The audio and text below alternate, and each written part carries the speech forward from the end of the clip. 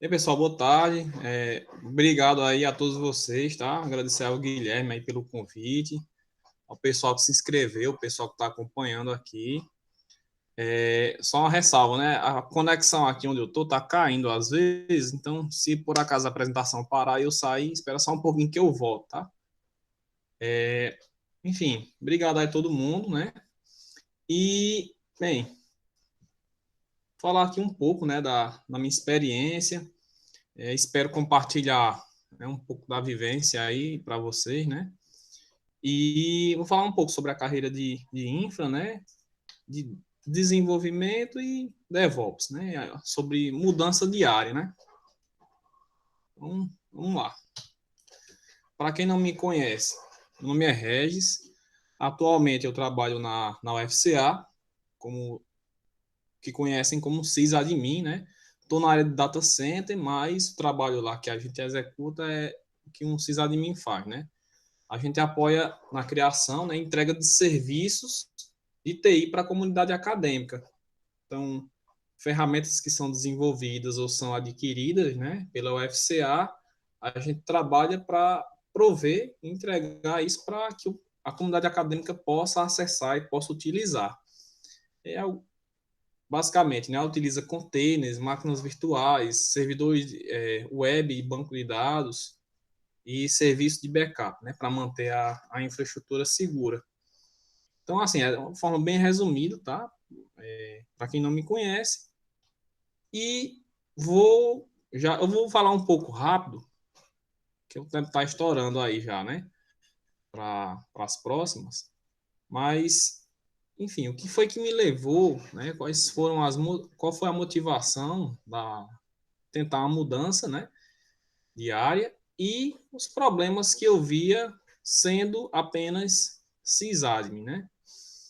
Por exemplo, a gente que trabalha na infraestrutura, muitas vezes a gente tem um problema de entender o que é que o time de desenvolvimento quer, né? Então, vem as solicitações e a gente entrega alguma coisa, né? Entrega o recurso para o time de desenvolvimento e às vezes não é aquilo que eles queriam e isso acaba atrasando o trabalho, né? E algumas vezes o time de desenvolvimento não fala de forma clara, né, com a infra e acaba tendo um problema aí de comunicação entre as duas equipes, o que acarreta problema para a entrega de algum novo serviço para o cliente final. E o time de desenvolvimento, né, não entende as limitações da infra, né? Então havia uma falta de comunicação com a infraestrutura. Por exemplo, a gente às vezes tem limitações de prover recursos, tá?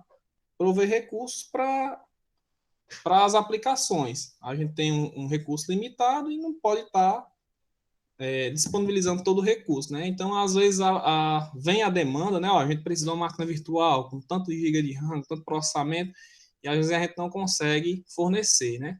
Então, não tem, assim, tem uma barreira, né, na comunicação. A gente não entende o porquê deles estarem solicitando tanto recurso e eles não entendem o porquê a infra não entrega tanto recurso que eles precisam, né? E eu também estava vendo, né, estava acompanhando que cada vez mais quem é de infra tem que entender um pouco de desenvolvimento ou até entender sobre desenvolvimento como um todo. E quem é desenvolvimento também tem que entender sobre infraestrutura, né? Então, principalmente hoje que tem muita gente desenvolvendo, né, indo já para a carreira de desenvolvimento e precisa colocar sua aplicação no ar.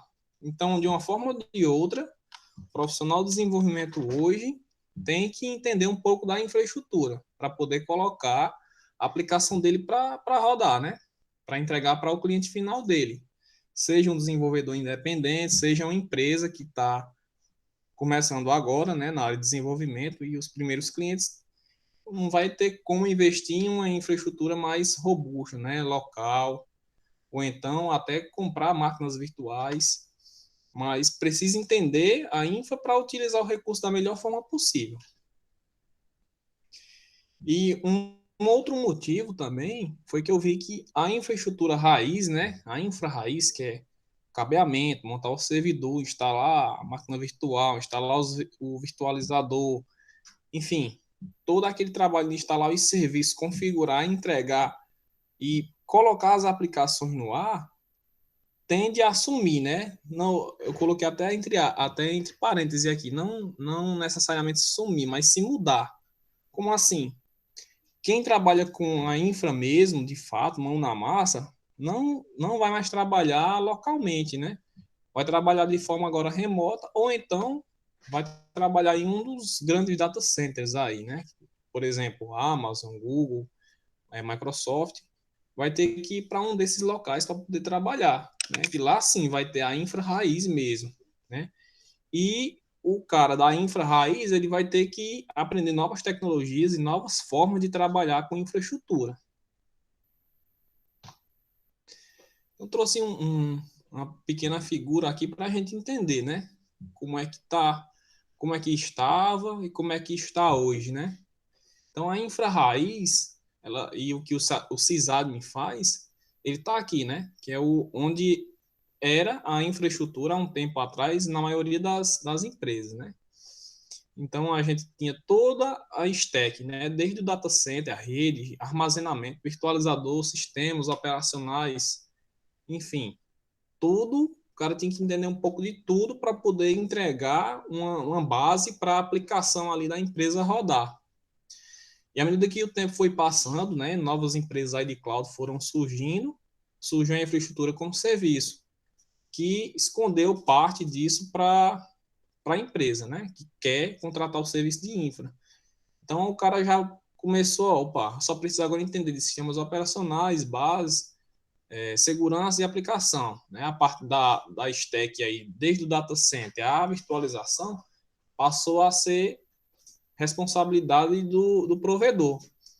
E o que o desenvolvedor hoje quer, né? O que é que o desenvolvedor e os negócios de TI que estão começando agora querem? Ele quer que a aplicação dele vá para o ar. Ele não precisa saber ou não tem interesse para ele saber como é que aquilo ali vai ser provisionado, né? Ele quer colocar a aplicação dele para rodar e, enfim, ter toda aquela parte data center de segurança, tudo transparente para ele. Lógico, para quem vai pagar em cima de uma plataforma dessa, é bom entender como é que ela funciona para reduzir o máximo de custo, né? Tentar otimizar ali a aplicação para não estar tá desperdiçando recursos, né? E o cliente final ele quer um software rodando. Ele não quer saber qual é a plataforma, onde é que vai estar tá rodando. Ele quer a aplicação, ele quer acessar o sistema dele lá online e está funcionando. Então, para nós que somos da TI, né, o que nos interessa é essa área, desde do Enterprise IT, infraestrutura e o plataforma como serviço. Porém, as motivações de cada um são diferentes, né? Às vezes a pessoa talvez não esteja contente com o emprego que está, ou com as funções que está executando, né? Enfim, mas a área de infra tende a mudar para os grandes data centers. As empresas que contratam TI vão procurar cada vez mais desenvolvedores, né, que entendam de operação, e isso me levantou um alerta, né, já há algum tempo. Bem, eu tenho que procurar cada vez me atualizar, né, ver o que é que está rolando, ver para onde é que a coisa está indo, para não ficar para trás. Então, com o tempo eu passei a estudar um pouco mais de desenvolvimento, comecei a estudar linguagem de programação como Python, para até resolver problemas que eu enfrentava no dia a dia, né, da infra. Por exemplo, eu tinha que resolver um problema de sincronização de senhas entre um serviço lá de redes e um dos sistemas que já tinha implantado lá na UFCA. Então, através da programação, do script Python, a gente conseguiu criar uma ferramenta que fazia a sincronização entre o sistema que já tinha implantado e uma base do AD. Então, uma uma ferramenta de programa, uma ferramenta para desenvolver uma solução que ajudou na infra, né?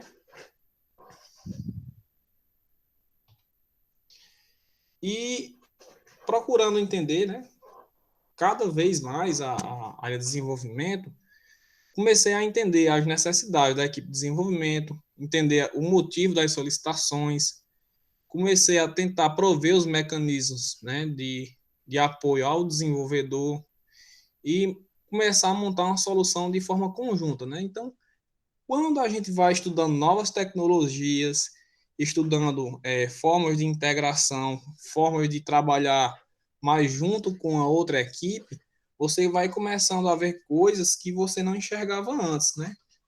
Que entender os reais motivos, o porquê daquela solicitação, começar a resolver os problemas de maneira diferente, né?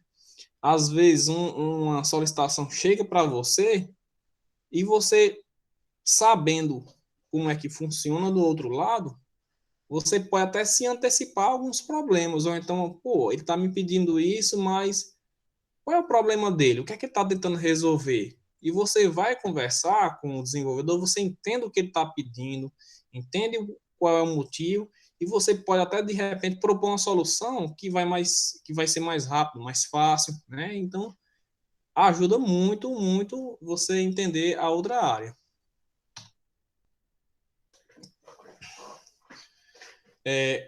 Quando eu comecei a estudar, né, desenvolvimento, eu notei, né, que a qualidade do trabalho de operação melhorou muito, né? Assim, a gente consegue agora facilitar o fluxo de trabalho lá dentro da equipe, lá na UFCA. A gente consegue entender as necessidades reais dos desenvolvedores, tem um maior fluxo, né, de interação entre os times de desenvolvimento e de operação. A velocidade nas soluções dos problemas aumentou bastante. E a gente começou a detectar uma coisa que é engraçada, né? Às vezes tinha problemas lá em algumas aplicações, né? Que, pô, aumenta mais memória aí, coloca mais memória. Antes a gente fazia, né? A gente aumentava e às vezes ficava dando problema ainda. E quando a gente via, já tinha serviço pequeno que estava consumindo aí 16 a 20 GB de RAM. E, bem, memória é caro, né? E aí, com o tempo que a gente começou a ver isso, né? E a trabalhar. Tá todo mundo me escutando aí? Tranquilo, Reis, pode seguir Ah, aí. beleza. Porque senão eu fico sem saber se a conexão caiu aqui. Beleza. Então, assim, a gente começou a detectar, né, que um sintoma de algo mal configurado, mal planejado, seja da infra ou seja da equipe de desenvolvimento, né, adicionar mais memória não vai resolver, né, para deixar o serviço estável. Então, a gente começou a trabalhar junto para resolver problemas, né, e entregar solução.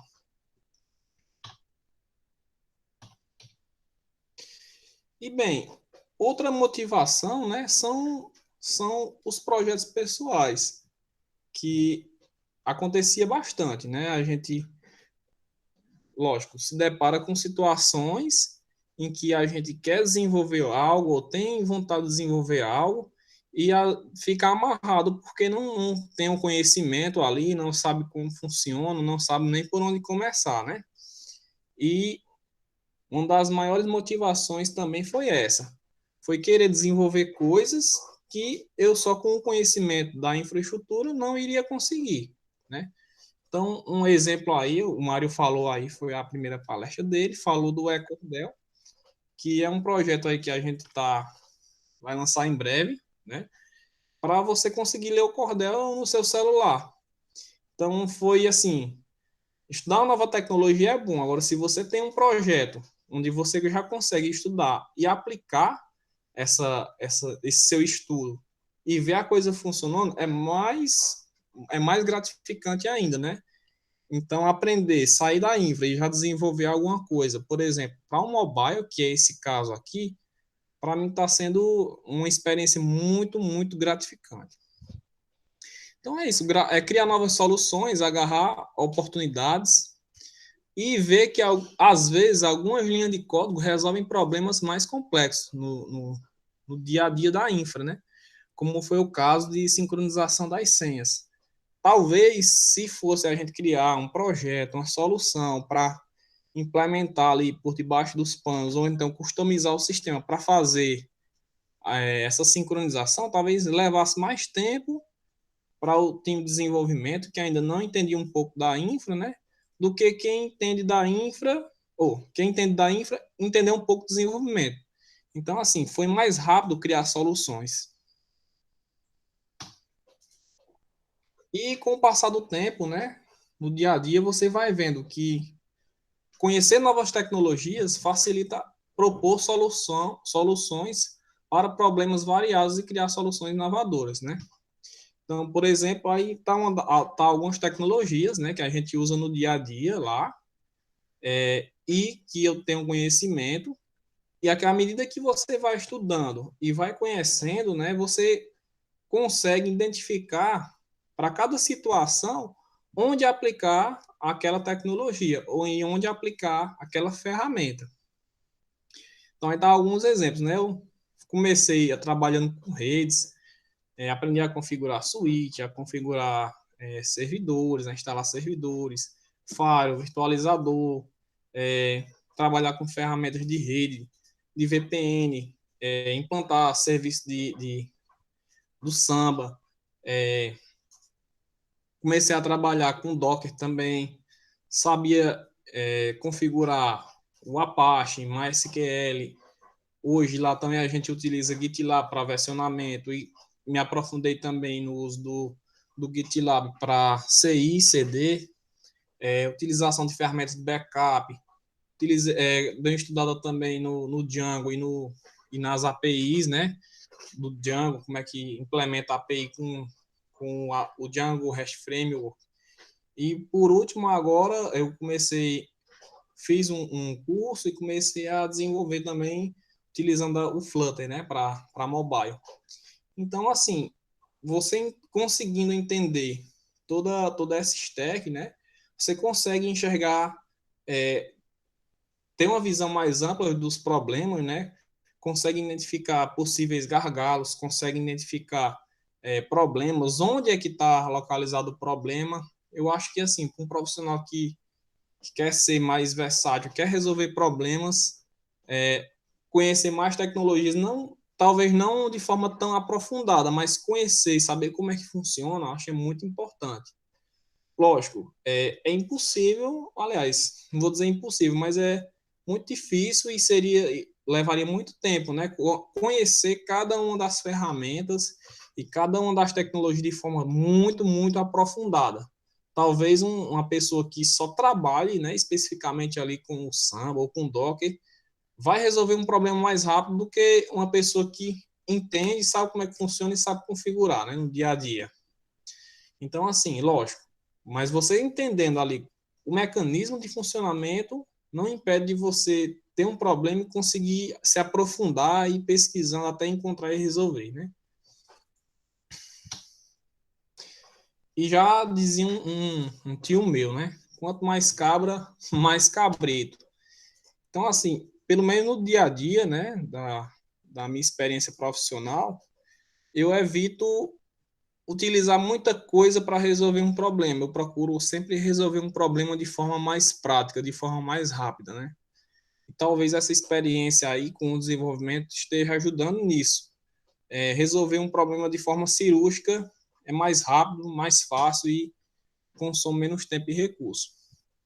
Eu procuro sempre evitar, né, o excesso de engenharia, que é, bem, se uma ferramenta simples resolve, não adianta estar trabalhando com uma ferramenta mais complexa, né? Sim, e o DevOps, né? Falei bem muito aqui e não falei do DevOps. Pois é, pessoal. Para quem não conhece ou não pesquisou ainda, né? O DevOps, na verdade, é uma cultura. É justamente o que eu falei no começo. É você tentar interagir, né? Conversar com as equipes. E eu acho que é algo natural quando tem o apoio da organização, quando as equipes querem trabalhar de forma de forma conjunta, e vai facilitar bastante a resolução de problemas, né? Então, eu acho que é algo natural quando o time de desenvolvimento entende um pouco de infra, o time de infra entende mais sobre desenvolvimento. Eu acho que é isso. O DevOps veio, né, para ficar, e quanto mais a galera de infra procurar entender desenvolvimento, vai conseguir resolver os problemas de forma mais fácil. Então, assim, minhas dicas, né, para quem quer aí mudar de área ou tá pensando em mudar de área, eu não sei aqui se tem muita gente da infra inscrito, né? Mas é tentar avaliar a sua situação atual, né?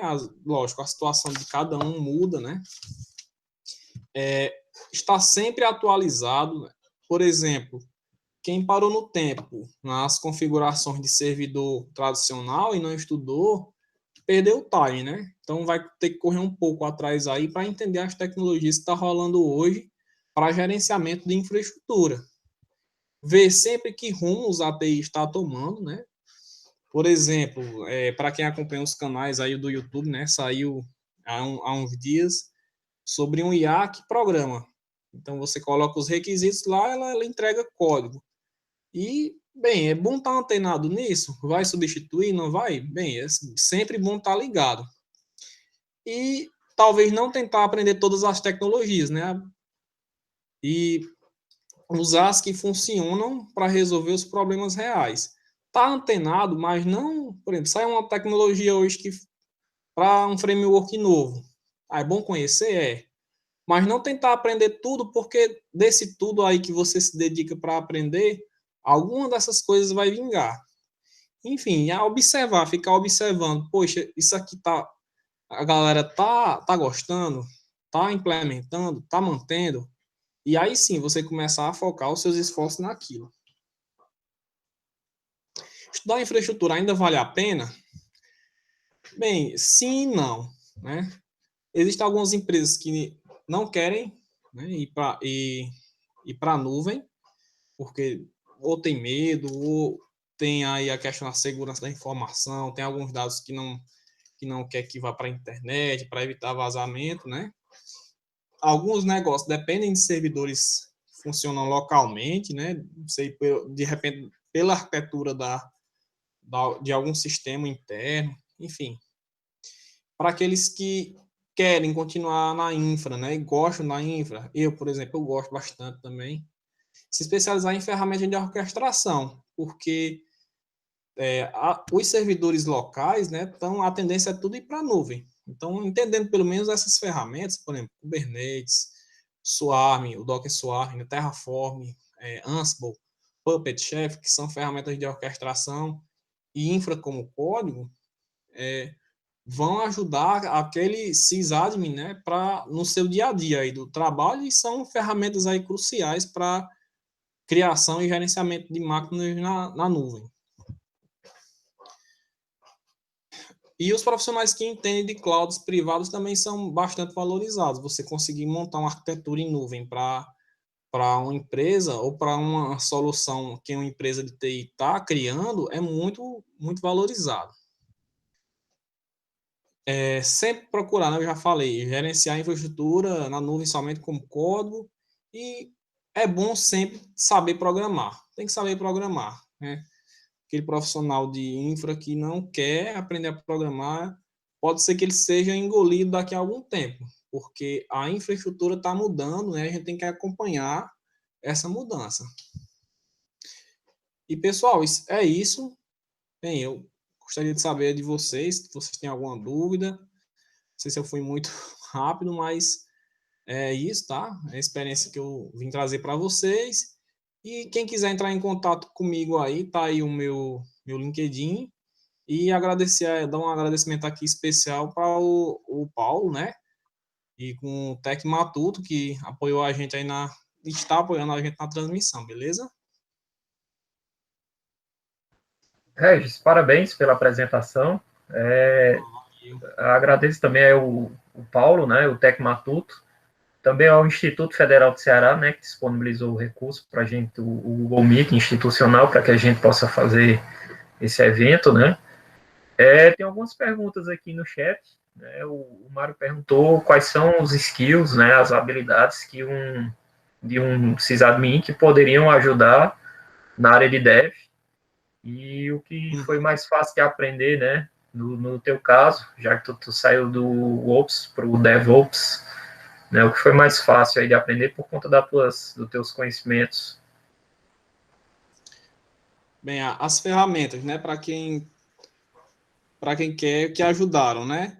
Eu acho que para um sysadmin tem que saber bastante aí do Shell Script para trabalhar com os servidores e automatizar tarefas, e o Python, porque é uma linguagem que já vem nativa nos servidores Linux, né? E é uma das bases aí para a construção de muitas ferramentas de virtualização. Para quem, para como eu estou indo para a área de dev, o que foi mais fácil para aprender foi a linguagem Python, porque eu já vinha estudando, e eu achei também muito tranquilo o Flutter para mobile. Então, foram as duas linguagens que eu aprendi que eu achei bastante tranquilo aí para. E o Django também, né? Eu não acabei não falando, mas eu estudei um pouco de Django, achei bem tranquilo aí para quem quer, né, mudar de área, para quem quer ir para o desenvolvimento, eu recomendo começar aí de repente com o Django para entender como é que funciona o desenvolvimento web e depois o Flutter para mobile. Tem outra pergunta aqui, do Osmar Leandro.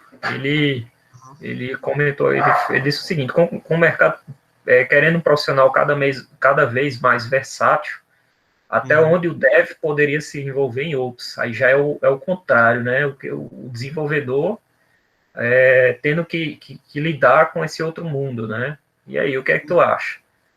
Até onde o dev Bem, poderia se envolver com o Ops, né? Que é o DevOps, né? isso. Cara, eu acho uma tendência natural do desenvolvedor ter que entender um pouco de infra, justamente para conseguir resolver problemas, né? Identificar gargalos e até colocar aplicações no ar. Tem empresas que estão evitando contratar Ops, né? Operação. E estão treinando a sua equipe, né, para entender de infra. Porém, não a infra tradicional. Por quê? Porque essa infra tradicional agora está toda na nuvem. A pessoa tem que entender mais agora como é que funciona a AWS, o Google Cloud, entender as tecnologias que cada uma delas disponibiliza, entender como é que vai consumir esse serviço. Por exemplo, não necessariamente o cara tem que saber como é que cria uma máquina, né, lá na Amazon, mas entender pelo menos como é que funciona um código Ansible ou do lado do Terraform e dizer, olha, eu quero uma máquina com desse tanto de RAM, com desse tanto de processador, instale essas ferramentas e tudo isso como código e lá na Amazon vai criar. Bem, eu acho que não tem um limite, mas assim, não tem, eu acho, né, na minha visão, que não tem um limite até onde ele deve se envolver com a infra, mas que ele deve entender, pelo menos até aí, sim, eu acredito que o cara de desenvolvimento hoje, lógico, dependendo da situação, né, que tem desenvolvedor que ele talvez nunca vá precisar de entender aquilo ali, não sei qual é a posição que ele está na empresa, mas aqueles que querem se destacar, eu recomendaria sim entender um pouco disso. Beleza, show demais. É aquela coisa, né, Regis? Quanto mais conhecimento você adquirir, mais você pode usar ao seu favor, né? Você pode otimizar suas tarefas, você pode ter um pouco mais de qualidade ao seu trabalho, né? E fazer isso que a gente está fazendo, né? Compartilhar, né? Isso aí é o princípio fundamental. Uhum. Né? Só uma dica aí, né, para ele que perguntou, não sei se, mas enfim, o Docker é uma das ferramentas ideais aí para começar a entender, né, como é que funciona, porque lá você já tem um conhecimento de rede, de serviço, de proxy, aí você já começa a entrar um pouco mais, né, de uma mini infra, e aquilo ali já vai se tornar um microserviço ou uma ferramenta para utilizar na nuvem, né? Mário, ele está querendo adicionar um ponto, fica à vontade, Mário. Fica à vontade aí. Tranquilo, Mário.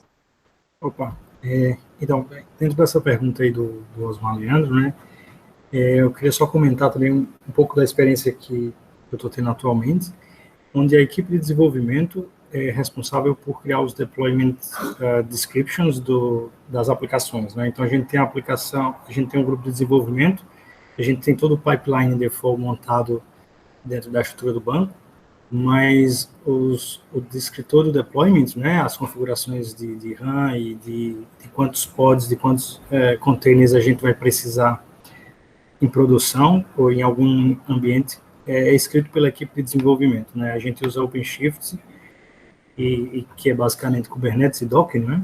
E por isso a equipe de desenvolvimento aqui escreve, a gente tem uma cota de recursos de RAM, por exemplo, dentro dos projetos, e a gente que descreve como que cada deploy vai ser executado, e a partir daí, para a gente, para a equipe de desenvolvimento, é tudo automaticamente, né? Vai ser feito um deploy, vai estar disponível no OpenShift, mas a gente aqui descreve se quer rota, se quer balanceador de carga ou não. Então, eu concordo muito com o Regis e cada vez é mais importante o desenvolvedor conhecer um pouco da infraestrutura, não como está implementado por baixo, mas como fazer os deploys, principalmente no ambiente de microserviços e nuvens.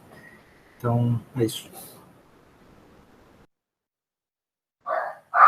Show de bola. Regis, quer complementar alguma coisa ou tá tranquilo? Só para dizer que realmente é isso que o Mário falou, né? Talvez eu tenha respondido melhor a pergunta do que eu. Eu acho que quando o time de desenvolvimento está fazendo, né, a aplicação, ele já vai pensando nisso, né? E quais são os recursos, quanto vai consumir de memória, tudo, e aquilo ali vai se refletir em um possível código aí para criar essa infra, né? Seja no Kubernetes, seja na Amazon, no Azure, enfim, nessas tecnologias clouds aí.